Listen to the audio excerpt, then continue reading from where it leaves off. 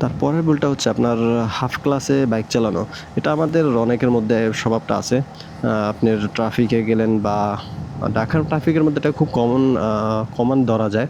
Class আধা ধরে রাখে, আস্তে, আস্তে যাচ্ছে এরকম মানে সিচুয়েশনটা এরকমই থাকে।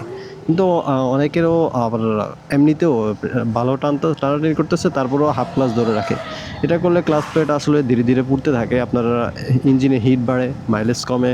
তারপর আপনার ক্লাস প্লেট চেঞ্জ করতে ভালোই কিন্তু টাকা লাগে প্রতিটা কোম্পানিরই। এখন এটার ফুল সলিউশন যদি আসেন, পুরোপুরি ফুল ক্লাস ইউজ করা মানে আপনার হয় পুরো এঙ্গেজ করে রাখবেন মানে পুরা টেনে ধরবেন, আর না হয় পুরা ছেড়ে দিবেন, মাঝামাঝি অবস্থায় রাখবেন না। ট্রাফিক স্লো হলে মানে ট্রাফিক যদি বেশি থাকে আপনার, তাহলে আপনি গিয়ার ডাউন করবেন, গিয়ার ডাউন করে বা নিউট্রাল করে রাখবেন। দাঁড়িয়ে থাকলে নিউট্রাল করে রাখবেন অবশ্যই, কারণ সিটির মধ্যে আসলে